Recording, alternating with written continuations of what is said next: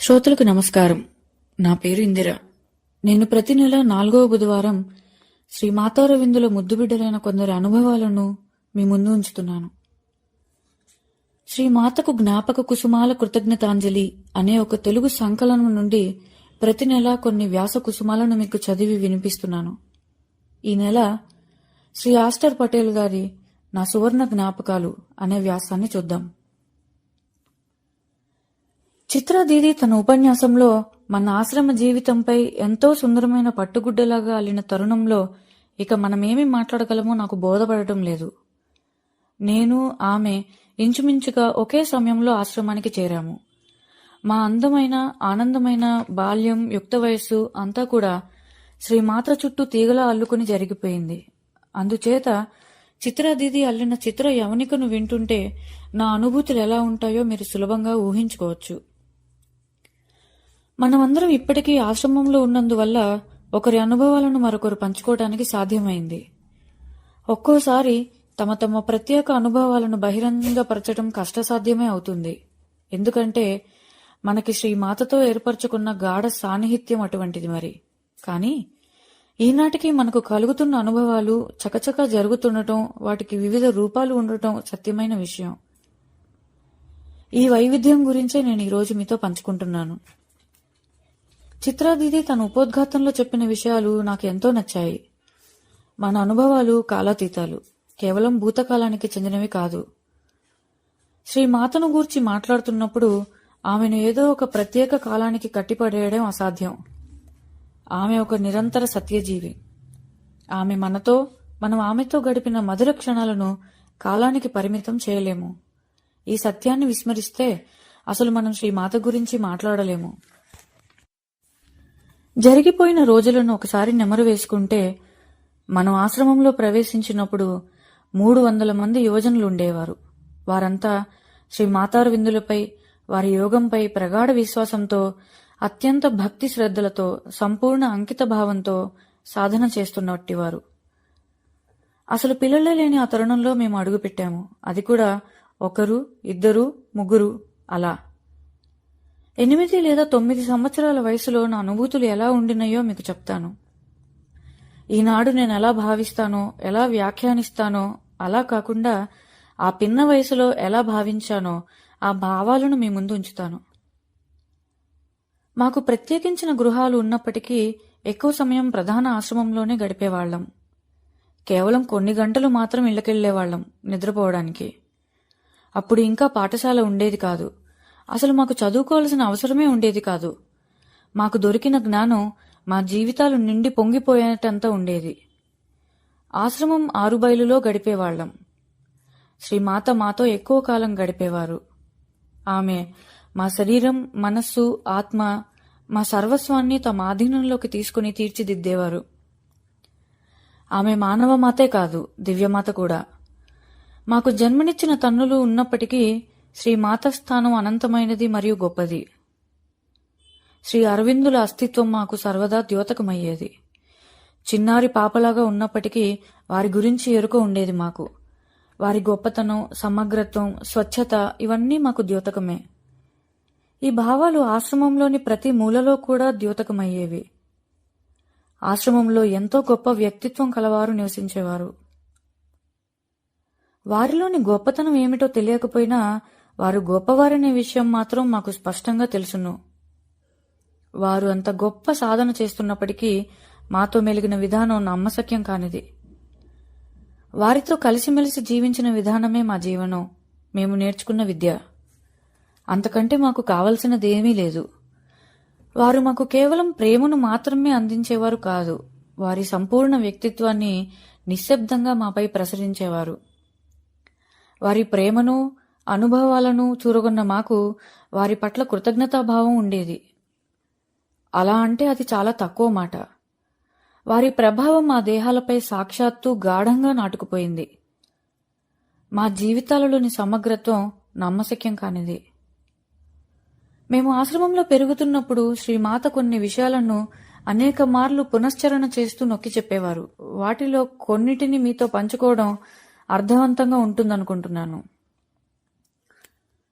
9 నుంచి 12 ఏళ్ల వయసు నెలకొకసారి లేదా 2 నెలలకొకసారి శ్రీమాతను కలిసినప్పుడు 2 చిన్న వాక్యాలను వాటి అర్థాన్ని వివరించకుండా వల్లిస్తూ ఉండేవారు.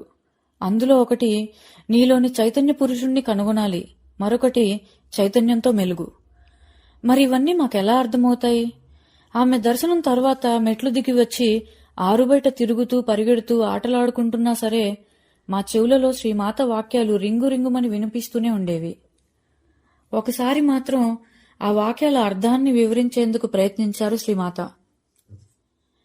చైతన్యంతో మెలుగు అంటే నీ హృదయ కుహరంలో ఉత్పన్నమవుతున్న ప్రతి భావాన్ని గురించి సదా ఎరుక కలిగి ఉండు. ఆ భావం మంచిదా కాదా అనేది ప్రశ్న కాదు, దాని గురించి తెలిసి ఉండటమే ప్రధానం. ఆ భావాన్ని వెలికితీసి నీ చైతన్యం ముందు నిలబెట్టు, అంతే అన్నారు శ్రీమాత. కొంత సమయం తర్వాత పాఠశాలను ప్రారంభించారు మా కోసం. 3 ఉపాధ్యాయులు, ఒక గది, 12 మంది విద్యార్థులు మాత్రమే ఉండేవారు అప్పట్లో. మేము లేవనెత్తిన ప్రశ్నలకు సమాధానంగా శ్రీమాత ఇలా సమాధానాలిచ్చేవారు. పరీక్షలంటే నాకు చిరాకు, పట్టాలు అంటే నాకు రుచి లేదు. విద్యార్థుల వ్యక్తిత్వాన్ని తీర్చిదిద్దడం వరకే నా ధ్యేయం. సరి అయిన వ్యక్తిత్వం ఏర్పడితే నా బిడ్డలు ఏ పని చేసినా చక్కగా చేయగలరు, అంతే నాకు కావాల్సింది. మా వ్యక్తిత్వం ఉన్నతోన్నతంగా ఎదిగేందుకు అమ్మ ఎంతో శ్రద్ధ వహించి శ్రమించేవారు. మాలోని ప్రతి భూమికను ఒక మహాశిల్పి గొప్ప విగ్రహం చెక్కినట్లుగా తీర్చిదిద్దేవారు ఆమె. మా బాహ్య భాగాలనే కాకుండా మా అంతరంగంలోని ఆత్మ పదార్థాన్ని కూడా వృద్ధి పొందించేవారు. ఆ విషయాలను చిత్రాదిది చక్కగా వివరించారు. నేను 2 విషయాలను జోడిస్తాను. ఆమె కనుచూపుల్లో పెరిగిన మాలో ఎటువంటి దుష్ట భావాలు రాకుండా జాగ్రత్త వహించేవారు. ఏదైనా అట్టి భావం వస్తే ఆమె తీవ్ర దృష్టి నుంచి బయటపడలేము. అలాగే మాలో ఉన్న మంచి విషయాలను కూడా ఆమె తప్పనిసరిగా గుర్తించి మాకు వాటి గురించి వివరించేవారు. ఆమె ప్రేమ స్వరూపిణి. తన భావాలపై అచంచలంగా దృఢంగా ఉండేవారు. అవసరమైతే మమ్మల్ని మందలించేవారు. అనంత రీతులతో మాతో మెలిగేవారు, కానీ ఎల్లప్పుడూ నమ్మశక్యం కాని ప్రేమతో మమ్మల్ని దగ్గరకు చేర్చుకునేవారు. ఆమె వద్ద ఒక ప్రత్యేక కార్యక్రమం ఉండేది. దాన్ని మేమంతా శస్త్రచికిత్స అనేవాళ్ళం. అది ఎట్లాంటిదో డాక్టర్ దిలీప్ దత్తా గారికి ఆమె చెప్పినట్లు ప్రవర్తించకుండా జగముండిగా మిగిలితే శస్త్రచికిత్స చేయమంటావా, నీవు ఆ బాధను సహించగలవా అని అడిగేవారు. మేము దానికి సిద్ధంగా లేకపోతే నేను ఇంకా కొంతకాలం ఆగగలను అనేవారు.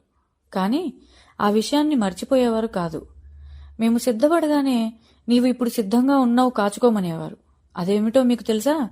ఇప్పటి కాలంలోని నొప్పి లేకుండా చేసే లేజర్ చికిత్స లాంటిది కాదు సుమా. అది 1940వ దశాబ్దం. మేము ఆమె సాన్నిధ్యంలో ఉండేవాళ్లం. మాపై ఆమె తీక్ష్ణ దృష్టి, చేష్టలు, తమ చైతన్య ప్రభావం లేజర్ కాంతి చైతన్య పుంజంలా మాలో ప్రవేశించి పనిచేసేది. మాలో ఏ భాగంలో వ్రణం అంటే దుర్మాంసం ఉందో సరిగ్గా ఆ ప్రదేశంపై పనిచేసేది మరియు దాని ప్రభావాన్ని మేము సులభంగా గ్రహించగలిగేవాళ్లం. అంత పిన్న వయసులో కూడా మమ్మల్ని వీడకుండా పీడించే తత్వాలను ఆమె పంపించిన లేజర్ కాంతి పుంజం పిండిని చేసేది. నాకు చక్కగా జ్ఞప్తికి ఉన్నది. కేవలం పిండి చేయడమే కాదు, దానిని బయటకు తీసి పారవేసేది మాత. బహుశా చిత్రాదీదికి అట్టి సంఘటనలు జ్ఞప్తికి వస్తున్నట్లున్నాయి. ఆమె ముఖంలో మందహాసాన్ని చూస్తున్నాను. శిలలాంటి తత్వాలను ముక్కలుగా చేసి వాటిని సరిదిద్ది మా చైతన్యంలో విలీనమయ్యేలా చేసేవారు. ఆ విధంగా శస్త్రచికిత్స చేయగా ఏర్పడిన శూన్య భాగాన్ని దేహంలోంచి తీయబడిన వ్రణంలాగా గ్రహించగలిగేవాళ్లం. ఆ చోటులో బాగా బాధ కలిగేది.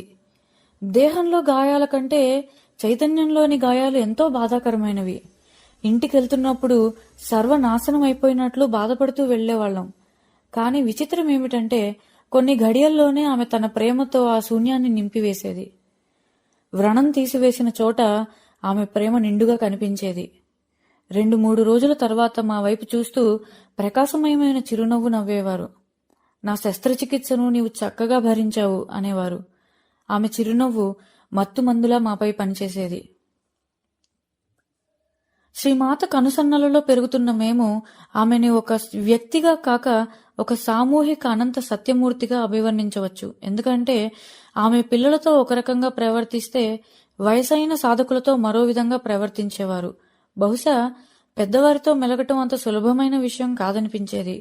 అందులో కొంతమంది చాలా గొప్ప వ్యక్తులు. వారిలో సాధనకు కావలసిన శక్తి అకుంఠితము. అలాగే వారిలో సాత్విక నిరోధం కూడా ఎక్కువగానే ఉండేది.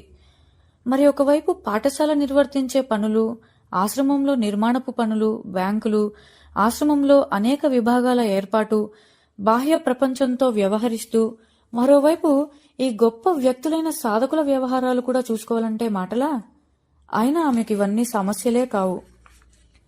ఒక పసిపాప శ్రీ మాత వద్దకు వెళ్తే ఆ పాప గోళ్లను ఏరిపార చూచి, చాలా పొడుగ్గా ఉన్నాయే, వాటిని కత్తిరించనా అనేవారు.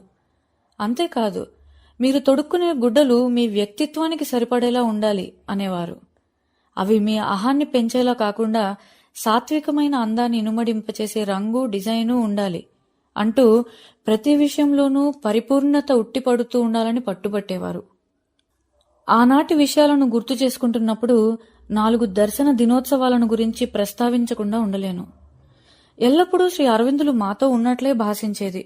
దర్శన దినాల్లో ఏమి జరిగేదో ప్రతిరోజు మా దినచర్యల్లో, బడిలో, క్రీడారంగంలో, ప్రతి చోట వారి దివ్య సమక్షంలో ఉన్నట్లే భాషించేది. మహానుభావులైన గొప్ప సాధకులు వారికి ఉత్తరాలు రాసి జవాబులు పొందేవారు. మేము చిన్నపిల్లలం అయినా వారి ఉనికిని స్పష్టంగా తెలుసుకోగలిగేవాళ్లం. నేనిదంతా ఎందుకు చెప్తున్నానంటే, వారిని గురించి పిల్లలు తెలుసుకునే విధానం వేరు, పెద్దల వ్యాఖ్యానం వేరు. దర్శన దినానికి కొన్ని రోజుల ముందు ఆశ్రమ వాతావరణమంతా వారి దివ్య సన్నిధానంతో నిండిపోయేది. శ్రీ అరవిందుల వారి ఉనికిని మన చేతులతో తడిమి చూచుకోవచ్చు, అంత ఘనంగా నిండిపోయేది. ఈ పరిస్థితి ఒక ఆశ్రమంలో మాత్రమే కాకుండా చుట్టుపక్కల ఉన్న మా ఇళ్ళు, మా వీధులు, అన్ని చోట్ల ఇలాగే ఉండేది. ఆ వీధుల్లో నడిచేవారు ఆయన సన్నిధానాన్ని స్పర్శించకుండా ఉండలేరు. దర్శన దినానికి 3-4 రోజులు, ఒక్కోసారి ఒక వారం రోజుల ముందు కూడా ఈ పరిస్థితి ఏర్పడేది. దర్శనం రోజు శ్రీ మాతారవిందుల ముందుకు వెళ్లి నిల్చుకునేవాళ్లం. ఆ జోడీ యొక్క మహత్తరమైన గంభీర చక్రవర్తుల శోభను కళ్లారా చూసేవాళ్లం. ఈరోజు వారిద్దరూ మన మధ్యన లేకపోయినా దర్శన దినం నాడు వారి గదుల్లో అడుగుపెట్టి ఆనాటి ఫోటోలు, వారి వస్తువులు వగైరాను గమనిస్తుంటే వారు ఇంకా భౌతికంగా మన ఎదుట ఉన్నట్టే భాసిస్తుంది. శ్రీ అరవిందులు ఒక సామ్రాజ్యాది నేత, చక్రవర్తిలా ప్రకాశించేవారు. వారి సరసన శ్రీ మాత నిటారుగా కూర్చునేవారు. మేము రోజు 3-4 సార్లు కలిసే శ్రీ మాత కాదు ఆ రోజు మాకు దర్శనమిచ్చేది అనిపించేది. ఆ రోజు శ్రీ అరవిందుల పక్కన మరో దివ్యమూర్తిలా వారు దర్శనమిచ్చేవారు. ఆ రోజు ఆమె తత్వాన్ని గూర్చి మాకేమీ తెలిసేది కాదు. అనంత శిఖరాలను అధిరోహించిన ఆమె వ్యక్తిత్వాన్ని తలపైకెత్తి చూడ సాధ్యమయ్యేది కాదు. మరో విషయం, పిల్ల వయసులో మా తల్లిదండ్రులతో కలిసి దర్శనానికి వెళ్లేవాళ్లం. మేము వరుస క్రమంలో నిల్చుకొని ఉన్నప్పుడు దారిలో ఉంచబడిన ఒక పొడుగాటి చెక్కపెట్టెలో మేము అర్పించదలచిన తులసీమాలలను ఉంచేవాళ్లం. వందలాది భక్తులు దర్శనానికి వేచి ఉండడం వల్ల ఎవరూ శ్రీ మాతారవిందుల సమక్షంలో ఎక్కువ కాలం నిలిచి ఉండకుండా నిరోధభరణ్ గారు శ్రీమాత కుడివైపున నిల్చుని నిరోధించేవారు. నాకు కొంచెం వయసు వచ్చాక మా తల్లిదండ్రులతో కలిసిపోకుండా వేరుగా నేను ఒక్కదాన్నే వెళ్లి వారి సమక్షంలో నిలబడేదాన్ని. శ్రీ దిలీప్ కుమార్ రాయ్ గురించి మీ అందరికీ తెలుసు. అప్పుడు వారు ఇక్కడ ఉండేవారు. శ్రీ అరవిందులతో వారి అనుబంధం చాలా విశిష్టమైనదనే విషయం కూడా మీకు తెలుసును. దర్శన సమయంలో శ్రీ అరవిందుల ముఖంపై చిరునవ్వు ఉండేది కాదు. దర్శనార్థమై వచ్చిన వారిలో ఎవరినైనా సరే వారిని గుర్తించినట్లు ప్రవర్తించేవారు కాదు. ఆ పని చిరునవ్వుతో శ్రీ మాత చేయాల్సిందే. కానీ ఒకరోజు దిలీప్ దా వెనుక నిల్చున్నాను. ఆయన కాషాయ రంగు వస్త్రాలను ధరించి తన ప్రత్యేకతను చాటుకున్నారు. వారిని చూడగానే శ్రీ అరవిందుల ముఖారవిందం విరిసింది, మందహాసం వెలిసింది. ఆ సంఘటన నన్ను ముగ్ధురాలిని చేసింది. అది ఆ ఒక్కసారే కాదు, 1950 వరకు ప్రతి దర్శన దినోత్సవం రోజున అలాగే జరిగింది. ఆశ్రమంలో దిలీప్ దా వచ్చే వరకు వేచి ఉండి వారు రాగానే గప్పు చప్పుడుగా వారి వెనుక క్యూలో నిలుచుకునేదాన్ని. వారితో పాటు దర్శన గదిని ప్రవేశించి వారికి కుడివైపు కొంతసేపు, ఎడమవైపు కొంతసేపు, ఇలా వీలైనంత ఎక్కువ సమయం శ్రీ అరవిందుల దర్శనం చేసుకునేదాన్ని.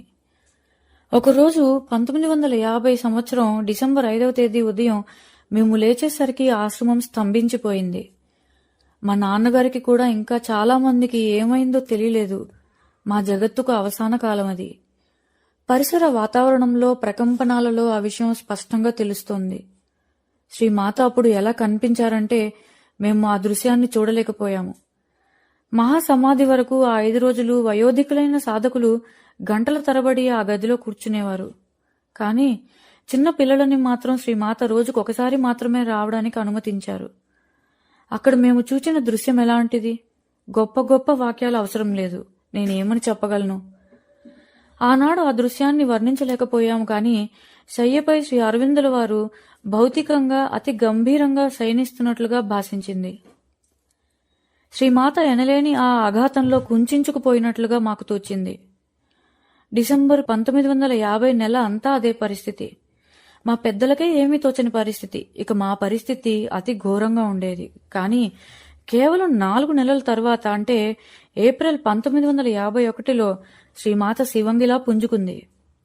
మొత్తం భారతదేశంలోని గొప్ప గొప్ప విద్యావేత్తలను, మేధావంతులను పిలిచి సమావేశం ఏర్పరిచి శ్రీ అరవిందుల పేర ఒక విశ్వవిద్యాలయాన్ని స్థాపించారు.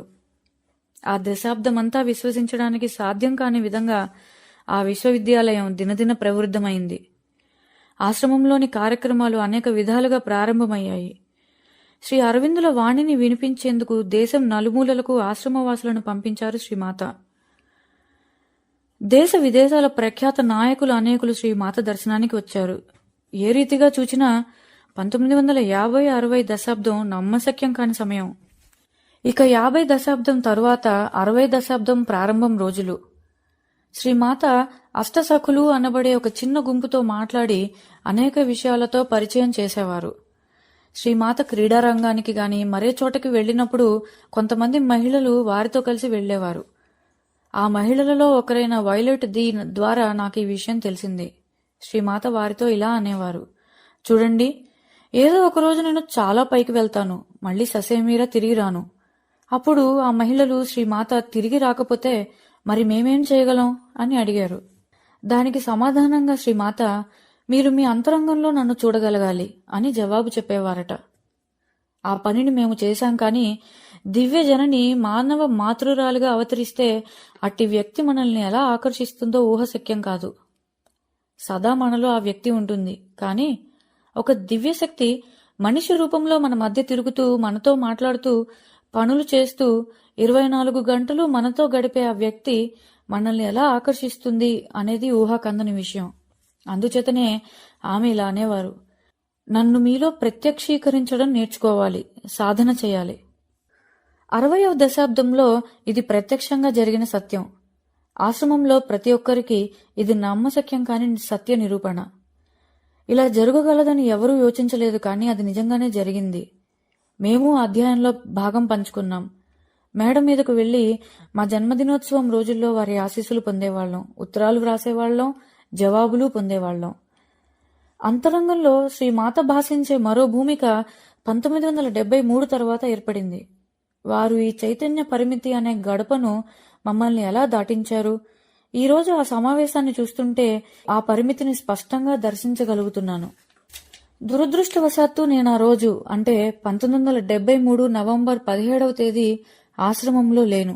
ఇంకా కొనసాగుతున్న శ్రీ అరవిందుల శతాబ్ది ఉత్సవాలలో భాగంగా నేను సమావేశాల్లో పాల్గొంటూ పాండిచ్చేరికి దూరంగా వాల్టేరులో ఆంధ్ర విశ్వవిద్యాలయంలో ఉన్నాను. ఆ రోజు ఆనంద గారి తండ్రి శ్రీ మధుసూదన్ రెడ్డి గారు, శ్రీనివాస అయ్యంగారు, నవజాత గారు అక్కడే ఉన్నారు. పాండిచ్చేరిని వదిలి వెళ్లే రోజు, అంటే 4 రోజుల క్రితం వాల్టేరుకు వెళ్లేందుకు ఎందుకో మనసు ఒప్పుకోలేదు. కానీ మన కార్యదీక్ష, ముఖ్యంగా శ్రీ అరవిందుల శతాబ్ది ఉత్సవాలు చాలా ప్రధానమైన విషయం కాబట్టి తప్పనిసరిగా వెళ్లవలసి వచ్చింది. నవంబర్ 18వ తేదీ ఉదయం ఆంధ్ర విశ్వవిద్యాలయంలో నా పక్క గదిలో ఉంటున్న శ్రీనివాస అయ్యంగారు నా వద్దకు వచ్చి, ఇప్పుడే దుర్వార్త విన్నాను అన్నారు. ఆ విధంగా ఆ వార్త నా చెవిలో పడింది. అది చాలా విచిత్రమైన పరిస్థితి. ఎవ్వరూ ఏ విధమైన వ్యాఖ్యానం చేసే స్థితిలో లేరు. ఆశ్రమానికి వెళ్లిపోవడానికి సన్నిధులమయ్యాం. కానీ శ్రీమాత హృదయం తెలిసిన వారు మాకు ఆమె ఇచ్చిన కార్యాన్ని పూర్తి చేయకుండా ఎలా వెళ్లగలరు? అందుచేత ఒక ప్రత్యేక సమావేశం ఏర్పరిచి ఆ సమావేశానికి తెరదింపాం. పాండిచ్చేరికి ప్రయాణం కట్టాం. సాయంకాలం ప్రార్థనా మందిరంలో శ్రీమాతను పడుకోబెట్టిన మంచం వద్దకు చేరుకున్నాము. ఏమీ తోచక నిశ్శబ్దంగా నించున్నాం. నేను వెళ్ళాక ఏ విధంగానూ ఆశ్రమంలో మార్పు రాలేదు అనే భరోసా వాక్యాలు శ్రీమాత నుంచి వెలువడినట్లు భాషించింది. కానీ ఆ వాక్యాలలోని భావం మన జీవితంలో నిజంగా జరగాలంటే మన మేధస్సుకు అందని పని అది. ఇక 19, 20వ తేదీలు ఆ సాయంకాలాలు నాకు అసాధారణమైన అనుభవాలు ద్యోతకమయ్యాయి. నాకప్పట్లో అదేమిటో దాని వెనుక ఉన్న సత్యమేమిటో అర్థం కాలేదు. ఈపాటికి పూర్తిగా అర్థం కాలేదనుకోండి. నిన్న సాయంత్రం చిత్రా దీదీతో కూడా ఈ విషయం చర్చించాను. ఆమె పర్వాలేదు, నీ ఉపన్యాసంలో నీ అనుభవం గురించి ప్రస్తావించు అని ప్రోత్సహించారు. బహుశా ఆమె ప్రోత్సాహం లేకపోతే ఈ విషయాన్ని ప్రస్తావించడానికి జంకేదాన్ని. ఆశ్రమానికి సాయంకాలం 8 గంటల ప్రాంతంలో చేరుకున్నాను. లోపలికి వెళ్లి చూద్దును కదా, సమాధి మారిపోయింది. కేవలం ఊహ కాదు, భౌతికంగా మారిపోయింది. ఇప్పుడు ఆ సమాధిలో వెలితిలేని ఒక నిండుతనం కనిపించింది. భూతలం నుంచి ఎత్తు కూడా పెరిగింది. పెరిగిన చోటు తెల్లగా ఉంది. నిండుతనంతో ఉట్టిపడుతోంది. అది ఎంత సహజంగా, ఎంత యథార్థంగా ఉందంటే ఆ దృశ్యం ఈనాటికి నా కళ్లల్లో శాశ్వతంగా నిలిచిపోయింది. అదొక మహాద్భుతంగా తోచింది. దాని లోపల ఉన్న వస్తువు దాంట్లో ఇముడలేక వెలికి పొడుచుకు వస్తున్నట్లు భాషించింది. కాని చిత్రం ఏమిటంటే ఆ నిండుతనంలో ఒక తెలియని మహదానందం వెల్లివిరిసింది. దాని అంతర్ధానం నాకు బోధపడలేదు. కానీ ఆ అనుభవం ఎంత మహత్తరమైనదంటే నా ప్రియమిత్రులతో ఆ అనుభవాన్ని పంచుకోలేకపోయాను. నిండుతనంతో, ఆనందానుభవంతో బ్రద్దలవడమా? ఏంటి విచిత్రం? భౌతికంగా సమాధి విశాలంగా వ్యాపించింది. భూమి పైనుండి పైకి లేచినట్లు కనిపించింది. ఆ అనుభూతి కొన్ని వారాల వరకు ఉంది. దాని అర్థం ఏమిటో నాకు తెలియలేదు.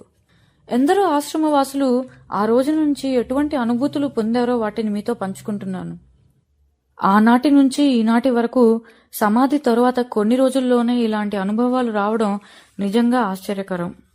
శ్రీమాత యొక్క విరాట్ స్వరూపం మొత్తం సమాధిలోనికి వెళ్ళింది. ఆమె జీవించి ఉండగా, ఆమె సాన్నిధ్యంలో ఉన్నప్పుడు ఆమెను మనమంతా చూచాం. మనకు తోచిన ప్రతి విషయాన్ని ఆమెకు రాసేవాళ్లం. మన అంతరంగంలోని ఒక సత్యం మన ఎదుట నిలిచిందన్న భావం ఉండేది ఆ రోజుల్లో. కానీ ఇప్పుడు ఇది లేదు. కేవలం అంతరంగంలో నిలిచింది మన ప్రియతమ అమ్మ.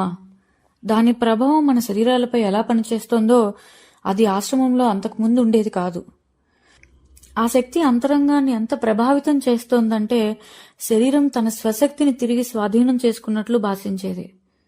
మన పాత శరీరాలను ఇప్పుడు కొత్త రూపంలో, అంటే దాని నిజ చైతన్య స్వరూపాన్ని పొందాయనే భావం కలిగింది.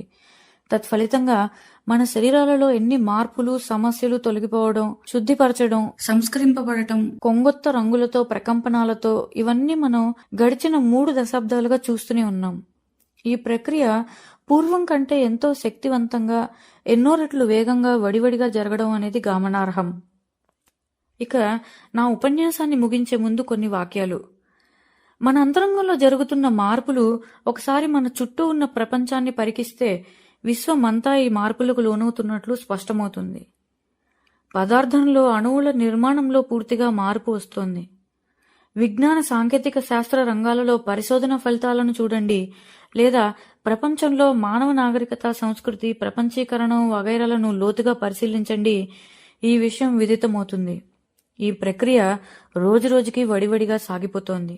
బహుశా ఇది ఒక మహత్తరమైన మానవ జాతిని సంపూర్ణంగా మార్చివేసే గడియ. ఆత్మకు, మనస్సుకు, పదార్థానికి మధ్య ఉన్న దూరాలు రోజురోజుకి పలచబడుతున్నాయి. చివరకు ఇవన్నీ ఏకమైపోతాయి. ఈ ప్రక్రియ వ్యక్తుల్లోనూ, విశ్వంలోనూ జరుగుతోంది. ఇదిగో ఇలాగ శ్రీమాత మనతో ఉంటూ అనంతంలోనూ, శాశ్వతత్వంలోనూ ప్రవర్తిస్తూ తన కార్యాన్ని నెరవేరుస్తోంది. ఇది ఈ నెల వ్యాసం. శ్రీ హాస్టర్ పటేల్ గారి నా సువర్ణ జ్ఞాపకాలు అనే అనుభవాల మాలిక. వచ్చే నెల 4వ బుధవారం ఇంకొక వ్యాసంతో కలుద్దాం. ధన్యవాదాలు.